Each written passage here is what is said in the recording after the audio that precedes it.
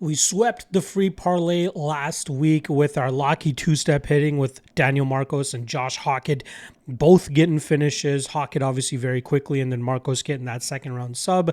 And that cashed out were minus 104 Locky two-step. And our Locky Trinity came through pretty emphatically as well as Christian Leroy Duncan knocked out Marco Tulio. I believe that came in the second round. I could be off on that, but regardless, got a plus money third leg there, which gave us a plus 415 cash on that three-leg parlay.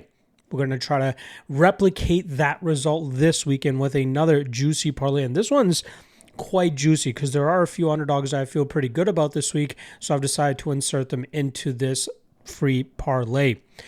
Just a quick plug, I will be doing a live stream for the fights tomorrow for YouTube members only.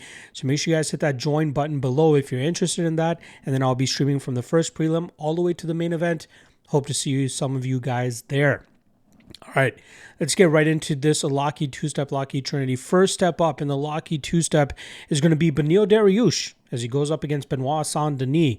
Now, the weigh-ins actually just wrapped up about an hour or so ago, and Dariush did miss weight by 1.2 pounds, which is, uncharacteristic of him. Out of his 25 UFC appearances, he had only missed weight one time prior to this, and that night he ended up getting a spinning back fist knockout over Scott Holtzman.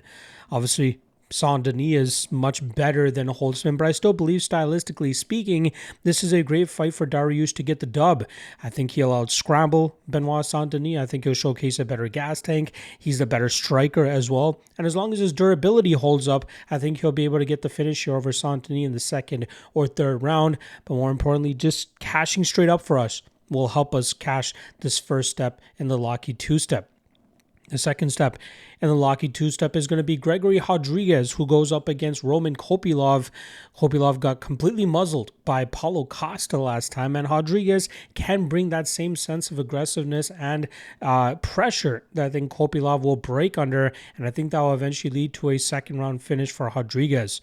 Rodriguez could get clipped himself. We've obviously seen him get put up by somebody like Bruno Ferreira in the past, but I think that Rodriguez has learned from that. He will be able to manage his gas tank better, utilize better striking defense, and then from there really put it on Kopylov. And I wouldn't be surprised to see Rodriguez even mix in some grappling to try to get the better of Kopylov on the ground.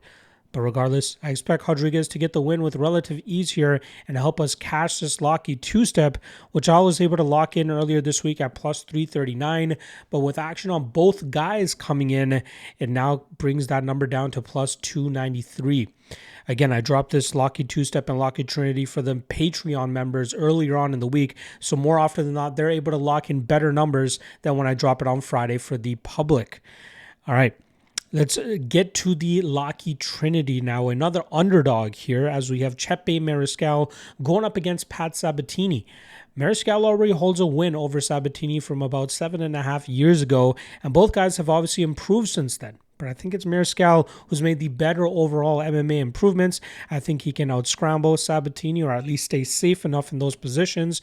And then when they're back in the striking realm, I think Mariscal can really put a hurting on Sabatini on the feet. I think he eventually overwhelms him and TKOs him.